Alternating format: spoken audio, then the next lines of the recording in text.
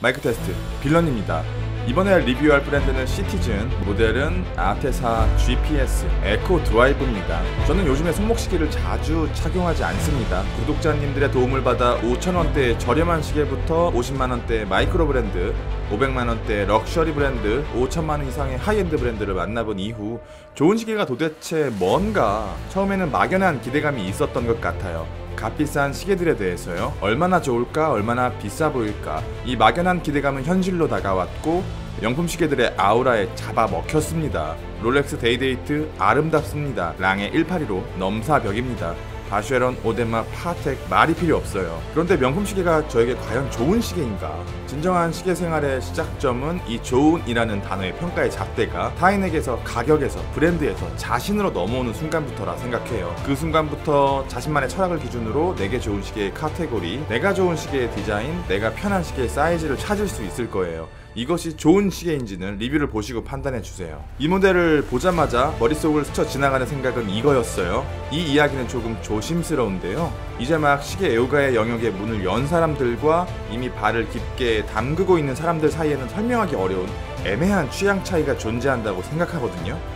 시계를 보는 시각이 서로 다른 거죠. 시티즌이라는 브랜드는 워낙 다양한 카테고리의 시계를 만들어주기 때문에 전자와 후자를 둘 다 커버하기는 합니다만 조금씩 덜어내는 디자인을 선호하는 후자에게 에코드라이브나 GPS 기능을 포함하여 셀 수도 없는 많은 기능을 가진 컴플리케이션은 조금 부담스럽게 다가오지 않을까 생각했는데 이 모델의 디자인은 오히려 전자보다 후자에 더 가깝다고 생각해요. 크로노그래프의 비율, 핸즈, 인덱스, 베젤, 러그, 브레이슬릿 이 모든 것들이 클래식한 비율과 디자인을 가지고 있어요. 사이즈는 조금 큰 편이지만요. 기능이 너무 많아서 사용법에 대해서는 현실적으로 설명이 불가능해요.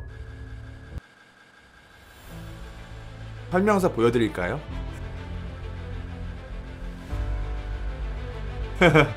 헛웃음이 나오는 수준입니다. 116페이지네요. 이것을 만든 직원도 다 모를 겁니다. 이 중에서 핵심적인 스펙만 말씀드릴게요. 에코드라이브, GPS 시간 기록 시스템, 월드 타임, 크로노그래프, 듀얼 타임, 알람, 퍼페추얼 캘린더, UTC 세계 협정시, 라이트 레벨 인디케이터, 파워 리저브 인디케이터, 540시간 파워 리저브, 항자성, 슈퍼 티타늄, 100m 방수. 여러분이 생각하는 최고의 크로노그래프 모델은 무엇인가요? 아마도 많은 분들이 오메가 문워치, 롤렉스 데이토나, 제니스 엘프리메로를 뽑으실 것 같아요. 결국 크로노그래프는 밸런스입니다. 다이얼 사이즈와 그 안에 서브 크로노의 밸런스만 잡아도 90%는 성공했다고 봐도 돼요. 그런데 이상하게도 이 밸런스를 잘 잡은 시계가 많지 않아요. 그렇다면 이 시계의 크로노그래프의 비율부터 볼까요? 포토샵으로 한 픽셀 한 픽셀 따면서 정확한 사이즈를 측정해봤습니다. 130픽셀, 190픽셀, 106픽셀. 혹시 피타고라스 정리? 큰 관련이 없습니다. 1대 1.618 황금비라고 하나요? 역시 큰 관련이 없습니다. 그렇다면 다시 돌아가 명기라 불리우는 크로노그래프를 하나씩 대입해 보겠습니다. 먼저 문워치. 맞지 않네요. 다음 데이토나. 역시 맞지 않아요.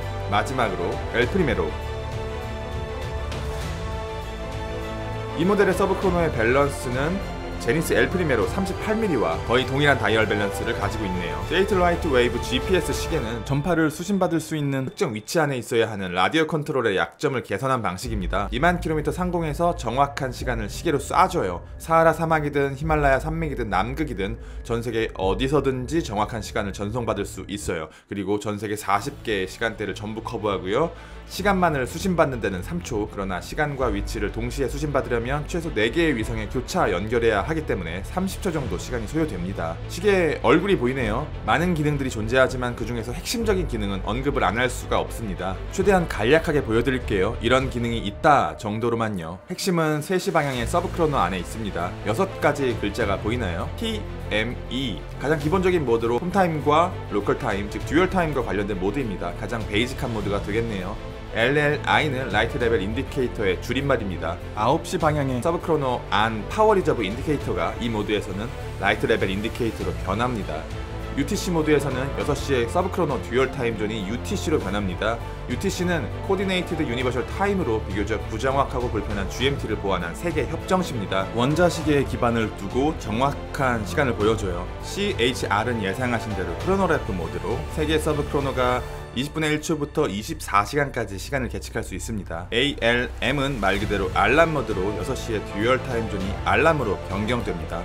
마지막으로 SET는 4시와 5시 사이의 데이트, 9시에 서브 크로노의 요일, 그리고 시간을 변경할 수 있는 모드입니다. 다이얼에 숨어있는 기능 몇 가지만 더 보여드릴게요. 6시 서브 크로노에는 서머타임을 온오프 할 수 있는 기능이 숨어있고 10시부터 2시 사이에는 GPS 기능을 설정할 수 있는 인디케이터가 숨어 있습니다. 베젤 인서트의 소재는 세라믹은 아닌 것 같아요. 아마도 강화 플라스틱.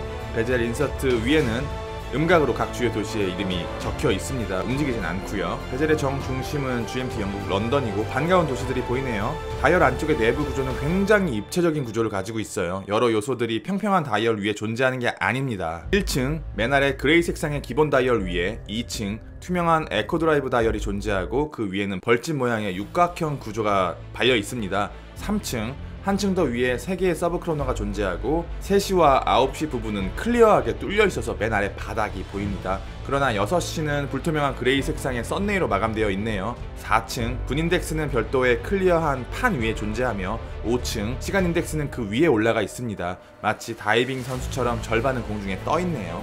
마지막으로 깊고 어두운 지하 1층에는 데이트가 있습니다. 한 가지 아쉬운 건 쿼츠 기반의 시계는 최대한 에너지를 적게 소비하기 위해서 시침, 분침, 초침을 포함한 핸즈들을 굉장히 얇고 가볍게 만들어요. 무겁고 화려한 핸즈들을 다이얼 위에서 구동시키려면 생각보다 많은 에너지가 들어가니까요. 그래서 입체감 있는 다이얼에 비해서 핸즈의 입체감은 비교적 부족해요. 얇은 핸즈 위에 퀄리티 있는 마감을 보여주는 것은 더 어렵겠죠. 이 시계는 많은 사람들이 선호할 만한 디자인을 가지고 있어요. 케이스 러그 브레이슬릿의 디자인 역시 범용적인 기준을 따라갑니다. 클래식해요. 조금 이질적인 크라운 가드의 독특한 디자인을 제외하면요. 버클, 브레이슬릿 케이스는 티타늄 소재입니다. 티타늄은 스트랩 위에 가볍고 알레르기에 자유로우며 부식에 강해요. 시티즈는 티타늄 방면으로는 세계 최고입니다. 티타늄이라 색감은 조금 어두운 편이고 폴리싱과 브러싱 마감이 교차하면서 발려있는데 엄청 부드럽고 고운 마감이라 따뜻한 질감이 느껴지네요. 티타늄 위에 시티즈만의 독점적인 경화 기술인 듀라텍트를 적용해서 스틸의 5배 이상의 경도, 40% 더 가볍고 스크래치에 더 강하며 오랜 기간 광택을 유지한다고 해요. 티타늄의 색감과 가벼운 무게는 스틸의 감각과 완전히 다르기 때문에 호불호가 갈리는 요소입니다. 이것은 실제로 손목 위에 올려보셔야 체감이 돼요. 어떻습니까? 이 시계는 좋은 시계가 맞나요? 리뷰는 여기까지 빌런이었습니다. 감사합니다.